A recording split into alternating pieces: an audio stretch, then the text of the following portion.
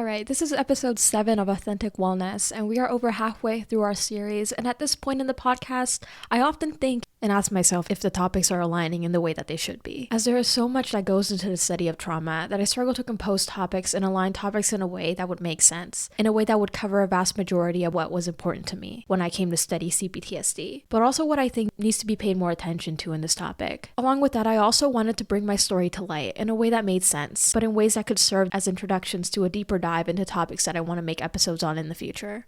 A huge part of my story does involve the relationship I had with pharmaceutical medicine to keep me alive, and from becoming an entirely new person based on my trauma resurfacing, to becoming 100% free of any pharmaceutical drug and medication, being able to embrace natural medicine and seeing the difference it made on my health and well-being. It wouldn't be sharing my story if I didn't mention this. With that, we have this topic on pharmacy versus natural medicine. From first glance, it definitely doesn't make sense how the whole series consisted of topics on childhood trauma, ACE scores, trauma in the brain, trauma in schools. But this topic stands out in the way that, yes, it doesn't fit the theme, but it kind of brings closure to a lot of my story. It opens a discussion on a topic no one knows I'm a hardcore advocate for.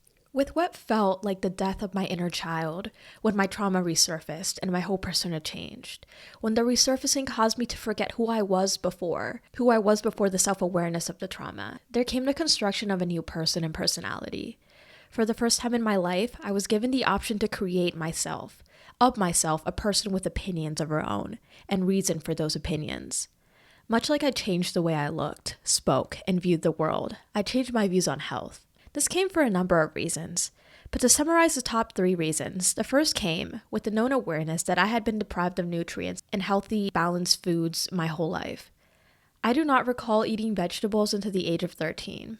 All I could remember eating during my childhood was processed foods, every single day. Of course, as a child, I was not aware that this lifestyle was killing me inside. And during my teenage years, I started taking initiative to eat healthier. I would always fall back into my old ways of eating, because it's all that I knew. And that carried on until 2020, when my whole mindset felt as if it had been erased. I questioned myself on why I was never eating healthy, why I was always sick, and it finally made sense. It made so much sense that the piling of processed foods had damaged my organs and my bodily functioning at such a young age. My relationship with food changed, and I immediately became aware of my flaws, the flaws that I myself had and of my parents. Early on in my study of trauma, I learned a lot about the impact of food on the emotional state of the individual. Much of our emotional processes are impacted by the gut. It's the gut and brain connection. So if we feed our bodies processed foods with artificial dyes and excess amount of sugar, greasy and fatty foods, we take these as part of our regular quote-unquote balanced diet, our bodies are going to fight for us until one day they can't. They can't keep us going. And then it's going to give way to inflammation in the brain and body. Of course, this takes years, but my aha moment came when I assessed my diet, and I assessed my past, and I sat in my present state and made the connection between food and functioning. I give you reason number 2. Reason number 2 comes with my story on dependence. Being denied medical care for my mental health needs as a child made me spiral into drug addiction in the last year of high school, and that carried itself with me until my relapse in 2020. When I became an adult, the first thing I did was request antidepressants from my primary doctor. Truly, I remember that they never worked.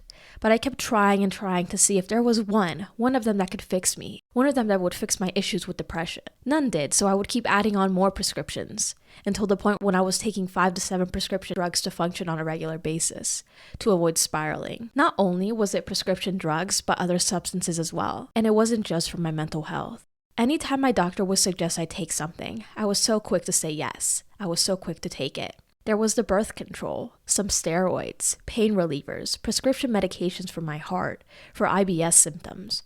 I was on so many medications at 19 because part of me was like, finally, I can receive medical attention, and I was crazy about it. In a way, this was my unconscious way of trying to meet the need that I was not yet aware of. But shortly after being on these medications, all I noticed myself becoming was miserable. I obviously wasn't thinking clearly. My trauma resurfaced, and at that point, I really moved on from 1 to 2 SSRIs to antipsychotic medication and mood stabilizers. On top of that grew my Adderall addiction.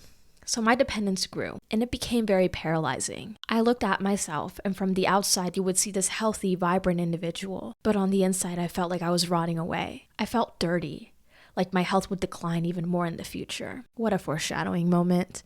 but also the symptoms from these medications were ruining my quality of life. I felt like I was getting worse, until the point that I withdrawed from everything, cold turkey, because I lack discipline and I don't wean off of anything. And ultimately, that ruined my health. It was the cherry on top of everything. Drugs were my first form of dependence. And then came my dependence in relationships. My third reason for being someone who depended on pharmaceutical medicine, who was the biggest pro-big pharma advocate, to becoming an advocate for holistic healing and health, is this third reason. This, beyond everything, is probably the most important. This third reason is because of the time I finally believed in miracles. And I don't mean to sound cliche when I say that the first year after my relapse, I witnessed my best friend go into remission from stage 4 cancer, after he was given months to a year to live. I believe that miracles happen because of connection. Whether you believe in a divine being or whether you believe in the power of nature, this is all connected when we speak of healing. In the fall of 2019, my best friend at the time laid in bed with me and told me he had to tell me something. We only just started getting close, but our connection became intimate. His face completely shifted and became sunken with grief, telling me his cancer had come back after a couple years of no symptoms. Given that he had it when he was younger, he told me they had to take part of his lung out, and he went into remission at the age of 14, and had suddenly come back at 25, but the tumors had spread to his heart and were continuously growing each day. There was no option of surgery or chemo or radiation because he was so physically still weak from this when he did it in the past. This is someone who was dependent on nicotine. And so it didn't blow my mind when he told me this, but I didn't expect him to say this now. As I was only 20 years old, the last thing on my mind was thinking about my closest friend dying of cancer. And as we laid in bed having the first of many to come conversations about dying and death, I, knowing how to be strong for people, looked him in the eyes and said we would try everything. We would figure this out. I had an ability to make problems seem small, despite their large capacity. I hugged him and he cried. With the shock and the lump in my throat, I held back tears and began to realize how big of an issue this would be. Truly, I asked myself, how bad of luck do I have to have for the first person who showed me love to die of cancer within the year? From this point on, I began my intense research journey, much like the one I would have the following year with my own issues. I began to look up every possible treatment option for cancer, for his type of cancer. I would read statistics and cry myself to sleep after reading that the survival rate to this type of cancer was almost non-existent. I was scared because I was also determined to not let him die, because in my mind I could not process, nor would I handle this well. I wouldn't survive his death. I would simply die with him. So many treatments I obviously couldn't afford. After each appointment, the cancer kept spreading. I asked professionals. I asked my own doctor. I really was struggling to get some concrete answer from the people in the medical field. And that's when I accidentally stumbled on alternative medicine. I would read these stories on how a combination of plants and herbs could save people from autoimmune diseases. I read articles on people being healed from multiple cancers, from heart disease to weight loss to ADHD. I felt like I was onto something, but this area was extremely unknown to me. A few months went by, and I took a trip down to Lynchburg to visit my old university with a friend of mine at the time. On the way back, we started talking about my friend, and I opened up about his diagnosis, how he was dying and how bad it was getting. The friend I shared this with told me how his mother had stage 3 breast cancer and had healed within a year by switching her diet completely, cutting out all processed foods, chemicals, dyes, sugar, bread, dairy, and anything that caused inflammation. He let me know that she had been seeing doctors and doctors, none of which gave her anything that worked, until she started doing the Dr. Sebi Herbal Remedies treatment, a treatment of tonics, herbal capsules, that had supposedly been able to cure any disease. A difficult treatment, as someone is not used to taking 20 to 30 capsules a day. So for most people, this is kind of difficult. But it came from a doctor who once healed millions, and was imprisoned for his theories in healing from natural medicine. The government killed off this doctor so that he would stop spreading his knowledge on the power of natural medicine. Big pharma is the devil, is what I concluded. And I truly believe they're only in business because of what they put out. There are cures out there which target root causes, but the pharmaceutical drug industry will not benefit if people get better. They just won't. They won't make money like that. So Dr. Sebi was literally someone who negatively impacted the industry, so why not abolish him? Anyways, back to my story. The friend told me about the treatment, 100% derived from natural medicine. It was $1,500 every 3 months, so I purchased a 6-month supply. You can tell I was desperate, but at the same time was running out. I couldn't process the idea of losing my best friend. It just could not happen. It was not going to happen. I still don't know why I made my best friend do this whole treatment. I prayed and made it known to God that I would pray for my best friend every single day in exchange for him to be healed from his cancer. A month into this treatment, my best friend was miserable. This was the most intense detox in his young life. I didn't even think he would survive this. But the mucus from the many years of smoking started to come out. His energy levels slowly grew. His body was naturally spewing out toxins. I shit you not, this man came to me one day and told me his cancer had stopped growing. The tumors in his heart had disappeared somehow. His doctor told him he was certain he was going to die within months. It was a case truly they had never seen before. Because cancer doesn't just go away. The body doesn't just work with an individual who used to be a previous drug addict, had cancer since a child. This just doesn't happen, and it happened. I truly believe this was a miracle, but there's also a miracle in the fact that this new world of medicine opened up to me. And at this time, of course, my trauma had resurfaced. My life had taken a toll for the worst, which is what I thought at the time. But truly, this was the best outcome. Because from then on, my trust had gone from pharmaceutical drugs to holistic alternative methods of healing. These 3 reasons and opinions, of course, are my own. We live in a little sensitive society and people get argumentative about everything these days. So where I stand on medicine is based on what I know, what I've read, and my own personal experiences. I've noticed a trend of doctors overprescribing medication. And knowing that this is partly due to a range of factors, pharmaceutical companies almost hold doctors on a tight leash. They are constantly influencing these professionals to prescribe you certain medications, to advertise their false effectiveness, to phrase things in certain ways to make the medication sound reliable and worthy of trying. It's simply a way to bring in revenue. It's a whole scheme to trick people into buying a product that is known to fix all, or the newest drug in modern medicine backed up by science. But they never release the science. There are so many gaps in the equation when it rolls around to the patient. And most doctors are simply doing what they are told to not lose their jobs, to gain recognition, to support the higher-ups in medicine, especially in America. On another hand, many doctors over-medicate because they may not have enough experience in a given disorder. Patients come in with complicated symptoms. It's rare to see someone that is miraculously healed after one prescription, because most medication out there is aimed at targeting symptoms, not the root cause of a disease. It's easy to overprescribe and overmedicate because there is no system in place to determine if symptoms are genuine. If a doctor consistently gives a patient something they don't necessarily need on a regular basis, they're going to continue coming back, because now, to them, that doctor is quote-unquote reliable. It's partly due to the lack of education towards the patient from the doctor. But again, it's the doctor's inability to deny a patient if patients become difficult or if the doctor does not care, because it keeps them coming back. If we flip this whole thing, we see the under-medicated side of healthcare, when patients, especially minorities, can be denied a prescription based on the stigma that they just want drugs. I am a victim of this, and this was until I became an adult. We see doctors stereotyping people by race and socioeconomic status without consideration of actual symptoms and the progression of these symptoms. It's like we look past a health issue. Given that most doctors don't have a problem with saying no, it's impossible to know which doctors always give the green light and the quality of care a patient is receiving when it comes to a prescription medication. But let's look at the issue with Big Pharma. It's a lucrative thing, because it's all about money. Do we really think these corporate companies benefit from a patient getting better?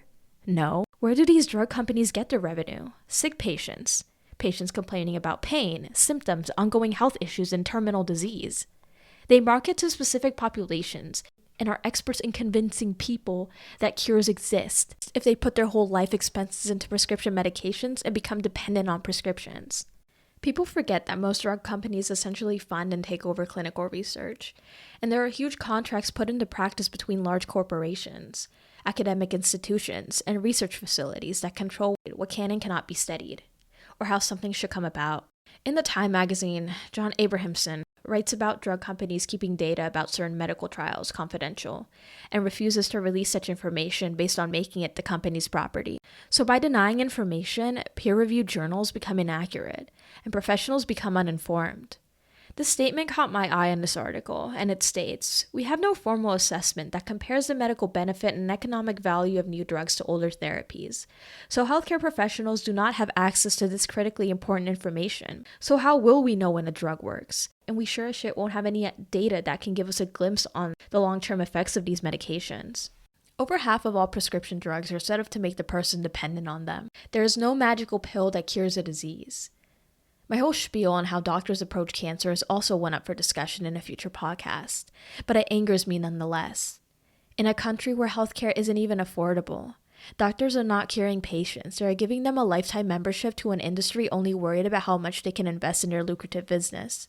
The drug companies control how much information doctors can have. They control the doctor's decisions and misinformation. And misinformation doesn't allow doctors to know what is more effective. They continue to raise the prices in drugs, making medication unaffordable. Given that the federal government provides extensive funding for research, the control of Big Pharma is too powerful. They partner up with allies in Congress to expand profit margins and suck everything out of patients, leaving millions of Americans struggling to maintain and stabilize their health. But enough about me bashing Big Pharma, because it will never stop. Pharmaceutical drugs literally ruined my life and left lasting symptoms and health issues that I will probably have to go the rest of my life with. But how does the body see pharmaceutical drugs? What are we putting in our bodies to quote-unquote heal our illness, to subside our symptoms, to improve our quality of life? What is the cost of healing and what is the price of medication? So what is medication made of?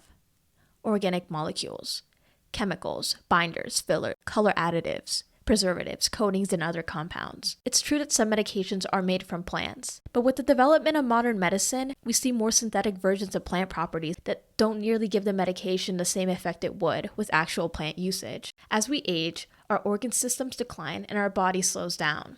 So of course, all the compounds in pharmaceutical medication won't harm us if we minimally put it in our bodies, or if we take one prescription at a young age. But how is our body affected if we regularly put these compounds in our bodies over the span of years? For one thing, our bodies weren't made to process preservatives, chemicals, and fillers.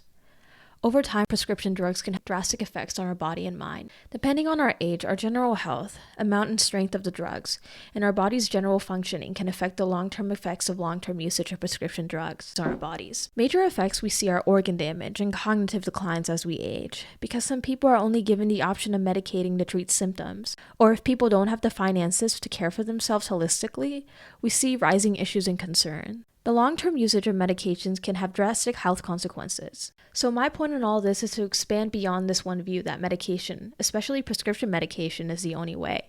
My intent for this episode is to try to expand your horizons in an alternative form, being natural or alternative medicine. It came when I questioned myself looking at my health issues and asked the question of, if prescription medication is the only way to heal, are we hopeless? Are we hopeless if we cannot afford medication? Or is there a whole other world of medicine that works which we are quite literally looking past and ignoring? It became true. That's exactly what we are doing and how we view alternative medicine. We see it as this boho hippie culture remedy that is not backed up by science or research. And how can it be true, people ask themselves.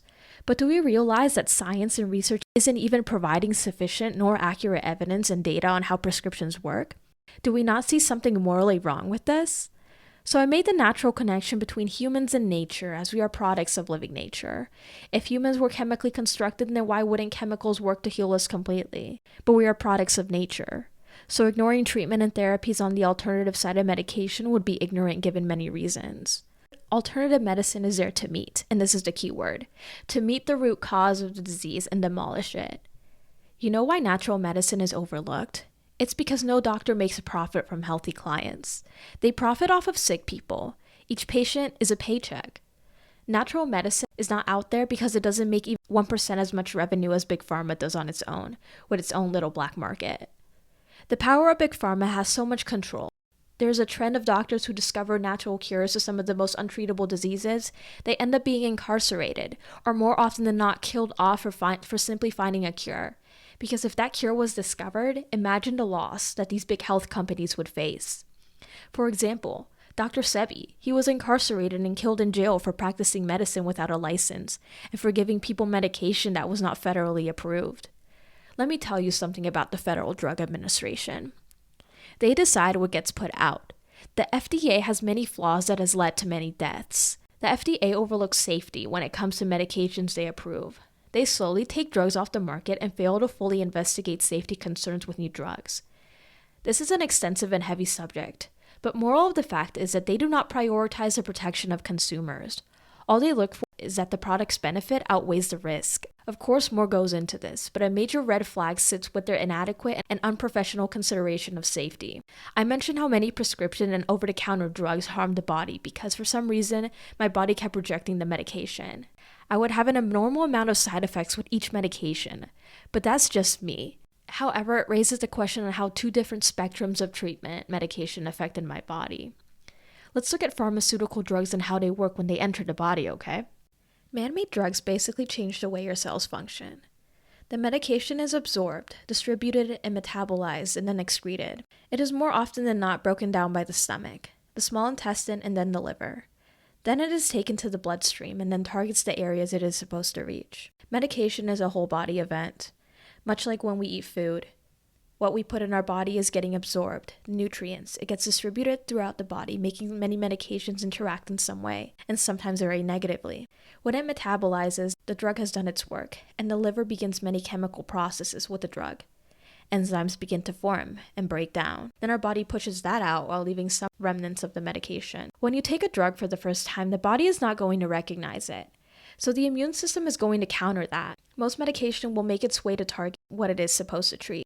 But in some cases, the medication may interfere with some organs and organ systems, causing upset in the body. Genetics, dosage, and age are also some factors that affect which side effects will happen. And we know that side effects may not appear immediately. They may take days, weeks, or months to appear after initially taking the medication, making this a greater risk for consumption.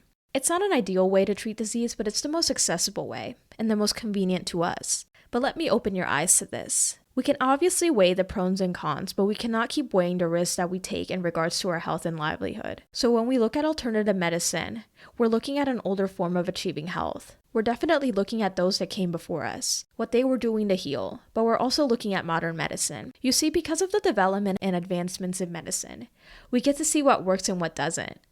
Similarly, with alternative medicine, we often implement those successful findings and offer such treatment as a last resort to heal. When a person's body cannot break down those chemicals or keep transporting proteins into enzymes, when the whole body is simply too weak, only then do we often see the referrals to alternative medicine. And it's wrong. With alternative medicine, the main point of it is holistic healing, meaning achieving optimal health by addressing health concerns of the whole body, rather than just treating the symptom or just treating one health concern. Alternative medicine is founded upon the idea that in order to heal, we must target the root and the fine core of the problem and sort of work backwards.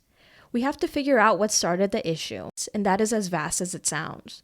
It involves asking patients about their upbringing, their childhood, their adversity and experiences. It involves blood work and various tests to measure the levels of many things in their body, the status of their hormones, the functioning level of organs. Alternative medicine works as individualized care. It is able to create a plan very much centered around that person and who they are. But most importantly, it's about building up the body in natural, clean ways. By providing the body with enough nutrients and strengthening components that allows the body to heal itself, that makes the body strong enough to eliminate disease. And with modern medicine, naturopathic doctors definitely implement findings and new treatments into their practices. We have IV infusions, body movement therapies, tests and body scans. When patients come to see a neuropathic doctor, one of the main differences they notice is the practitioner's attentiveness to their issues. These appointments aren't rushed, and clients are heard. Many people who resort to alternative medicine as a last case scenario are often too weak to even take basic medication.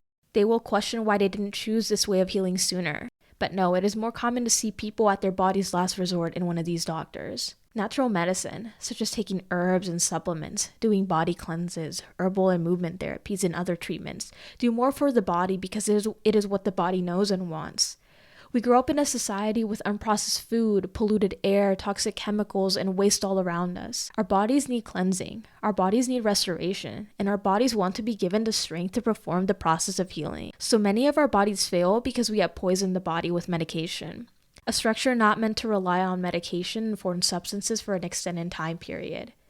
The body is so powerful, but there is only so much it can take and it varies with everyone. But when we begin to implement natural medicine, something crazy happens. The body doesn't reject it, it accepts it. It allows the body to become balanced, enhanced, and strengthened in various areas, so it can then look to heal itself. What does that look like? Let's look at the mullein leaf, a plant native in northern Africa, Asia, and some parts of Europe. Mullein is an expectorant, meaning it expels things from the body. It expels mucus. It assists the lungs in clearing out mucus and phlegm, which leads to chronic buildup of inflammation, the perfect platform for disease. More often than not, mullein is used to treat various lung conditions and help smokers clear their lungs. It works by detoxing the body. forcing the body to get rid of waste, aka the mucus allows the lungs to relieve themselves because they are no longer burdened by the weight and impact of the mucus. Mullein leaf is capable of soothing your throat and chest. It helps the body build a protective barrier against mucus and allows for tissues to heal, and long-term usage allows for the majority of mucus to clear out, allowing for healthier airways. This is just one example of the power and capabilities of natural medicine. When we look at mental health, we've seen benefits from plants such as St. John's wort in helping people with severe depression by naturally raising levels of serotonin and norepinephrine in the brain. And then we look at chamomile, aiding in reducing anxiety, because it releases antioxidants which calm the individual, sort of having like a tranquilizing effect on the nervous system. And evidently over time, if people regularly consume these herbs or supplements, the body relearns to find balance with the help of these plants, being able to repair and restore areas of the body that are weak. These are mainly about mental health, but in the future, there will definitely be a series that looks more in depth to naturopathic practices when it comes to chronic illness, heart disease, and cancer, something that is only emphasized by support of the alternative medicine side of things. Moving on, we have a very vital part of what natural medicine is all about, and that is the value of cleansing the body. When we go back to complex trauma, people with CPTSD are just products of a buildup of toxic stress.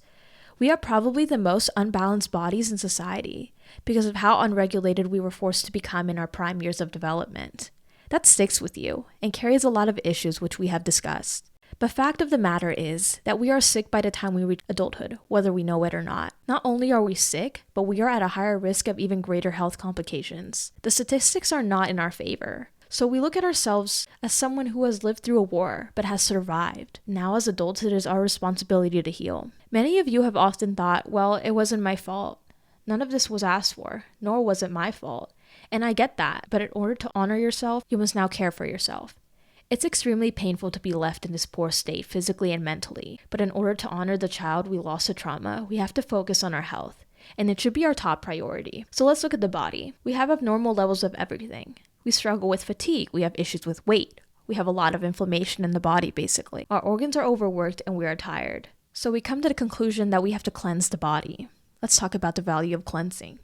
One of the greatest findings I've come across in an effort to find healing after learning about my body's risk for a number of health issues is detoxing from toxins already built up in my body. We're holding a lot of toxins in our body that have built up over a lifetime. These toxins can be triggers for a number of diseases later on in life. I'm talking about toxins such as heavy metals, aluminum, lead, air pollution, plastics, pesticides, and even cleaners we use on a regular basis. We've all come in contact with these chemicals on a regular basis, and continue to do so. It's in what we eat, what we drink, and what we wear, and it makes us sick. It increases our rates of being susceptible to horrible disease and illness. Scratching the childhood trauma out of the picture, we are inevitably going to get sick. So when we talk about the power of detox, we talk about the power of the human body. How by cleansing the body, or parts of the body, from these harmful chemicals, we can make all the difference between life and death. We can prevent the body from falling victim to disease and instead help the body defend against the onset of something so serious. These chemicals basically kill off our cells. So knowing that already, we need to understand the value of cleansing the body. I suggest this form of treatment to anyone who asks me for advice on healing. It's the first place to start. The body starts to react differently when you begin the healing process. We know that toxic stress brings about a tremendous amount of damage to our organs and body systems over time. As survivors of trauma, we made toxic stress our everyday norm. Knowing what we know about the buildup of chemicals over time, we are the ones that need to cleanse in order to begin healing. The body is very much weak at this point, and the benefit from cleansing our body will be necessary. Detoxing purifies the mind and brings about clarity for the individual. It does have the power to reduce our symptoms as well, such as depression, anxiety, and to some extent can lessen paranoia. But what does the detox involve?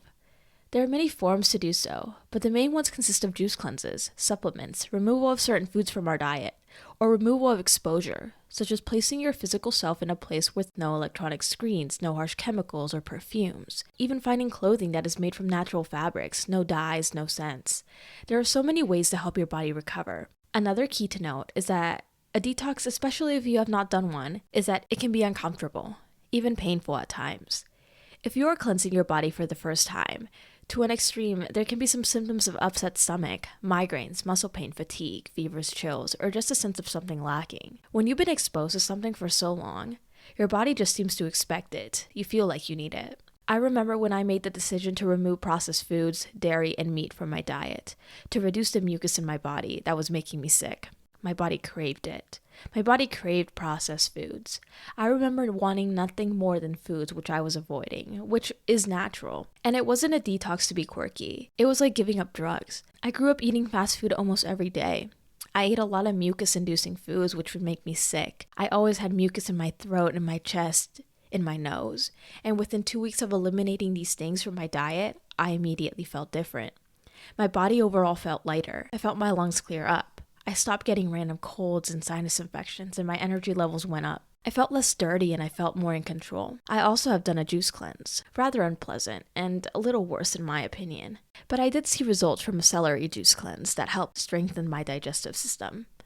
It was around the time of this cleanse, the summer of 2022, when I began to feel a tremendous amount of mental clarity and reassurance about my healing potential. Celery juice was working with my kidneys and digestive system to excrete chemicals from my body. I was in a way providing my brain with essential nutrients to repair itself and cleanse itself from a toxic buildup of various things. Again, detox options come in many forms, and I think people confuse a detox in a way to lose weight and a way to change the physical look of the body. But the body doesn't need to change. The body needs to be reassured. It needs to have access to proper care and cleansing that will allow all parts to work at their full potential again. Surely there is not enough time in this episode to describe what this change in perspective has done for me. I grew up confused and was able to recognize so much about myself before it was too late. Having grown up confused about who I was and what my body needed, health is incredibly important for me.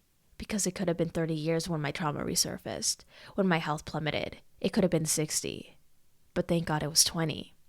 I thank God it was 20. Our health is a blessing, and it should not be taken for granted. Given that some of us may not be blessed with good health, some of us may not be blessed with the good physical quality of life. We have grown up struggling to stay alive. And to you I say that I am so proud that despite everything that has been put in front of you, to overcome, you do it so gracefully. I see so much potential in each survivor, not because they have overcome so much, but because they are still with us. And a few things that natural medicine taught me is to make the fight easier on myself, to give my body the strength to keep fighting. For me, and only me. We are with ourselves all day, every day. There is no one you talk to more than yourself. I think it is necessary to get that second opinion in everything we consider about our health, procedures, treatment, and regimen, and more so we can be informed. Having an informed perspective is so valuable in this life. People struggle a lot to think from another point of view and to simply be flexible based on their biases. They usually go with what is comfortable or easily influenced by others. But trying different interventions within the realm of complementary and alternative therapies can serve as a purpose in the treatment of trauma disorders. So can it with all disease. There is benefit in this subject, and it takes tremendous research and analysis to understand its complexities. I see hope in alternative medicine, and I see advancement. However, treatment should be based on what the individual feels comfortable with, and what route their gut is choosing them to take. Given that nothing in medicine is a one-size-fits-all, remember that. Currently in my life, I'm working to reverse an array of diseases. I was only 23 years old when I realized I was pre-diabetic, had an autoimmune disease, adrenal fatigue, and severe esophageal and gut issues. On top of what I was struggling with, mentally with the PTSD, there was a lot of physical that I realized I needed to take control of, and in an immediate way. My body, like most of ours, is filled with poisons and toxins residing in our cells. I was not going to normalize having these conditions. I was going to heal myself. It's something I could do for myself, to get back to myself, to give me back my strength and potential, and to put any developing disease at a halt, because I am not going to lose any more years to being sick. I already lost 20 to what initially made me sick. The task on healing myself obviously felt incredibly too intense. The most I felt I could do was to begin tackling one thing. So I began with my adrenal fatigue. Adrenal fatigue is mainly a result of the many times I've been in a state of fight or flight, causing me to be in survival mode my whole life. My adrenal glands, which secrete an excess amount of cortisol and other hormones, created an imbalance in my body, leading to chronic fatigue. It got to the point where I would be ready to go to bed at 5 p.m., 6 p.m. My body would just give out. I had significant trouble getting out of bed every day. Waking up would make me feel such an intense feeling of fear. I was always anxious, but the only way I could get anything done was if I took stimulants. I depended on coffee and espresso every day. It was exhausting, and it took a huge toll on my body. I stopped being able to tolerate caffeine at all.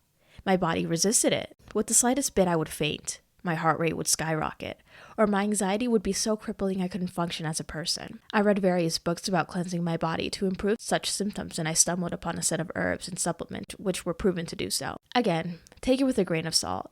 I did start taking these supplements with a hint of skepticism. I was unsure if this would actually work, but I couldn't afford to suffer the sight of prescriptions, and my body was in need of detoxing from harmful chemicals and toxins. I learned about magnesium assisting with nutrient absorption, while cleansing the body of harmful metals. Panax ginseng was another which I started to take to reduce fatigue.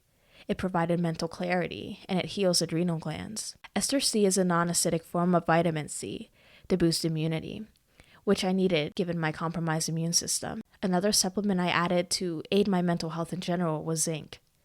I added a vegetable tablet with a lot of plants and vegetables that aided in cleansing, such as spirulina, mushroom blends, and ashwagandha, and turmeric to reduce inflammation. I started with these combination of capsules daily, and I swear, within 2 weeks, my fatigue symptoms were completely gone.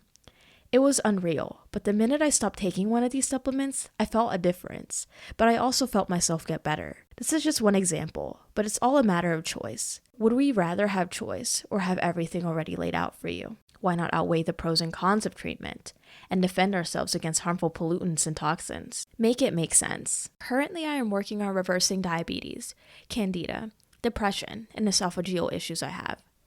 I am grateful I don't have it worse. I am grateful I have health, and I am grateful I have resources. I have changed my diet completely and strive to one day become alkaline vegan. But it is a work in progress, when all you've known is processed foods. But in the meantime, my focus is not going to be on cutting out foods entirely. It's about incorporating more of what will help my body cleanse and repair itself. After my trauma resurfaced, my physical health significantly deteriorated. The medication I was put on to ease my declining mental health made me feel worse. My brain became dependent on these medications for me to survive. My brain stopped being able to produce chemicals such as serotonin and dopamine on its own. I became psychotic as a result of some medication, and my behavior became manic.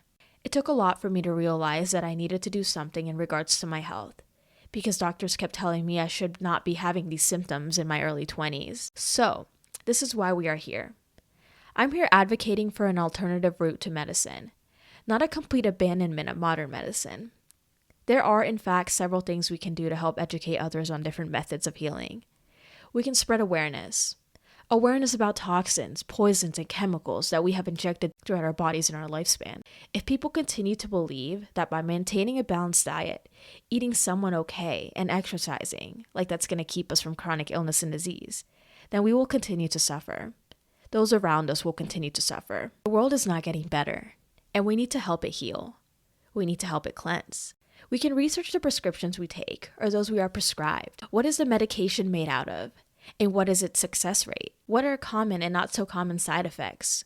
Know this. We can seek out quality care from professionals who have knowledge in both alternative and modern medicine. Doctors who do not base their information and advice on biases, but are open to an array of treatment options. While this can sometimes be costly, do not underestimate the power of research. Most of what I know is from literature, from the library. I literally go to Barnes & Noble's weekly and read newly published books on medicine. Inform yourself so you can inform others. Our bodies are all different and respond to different things. So do your research, but most of all, prioritize you.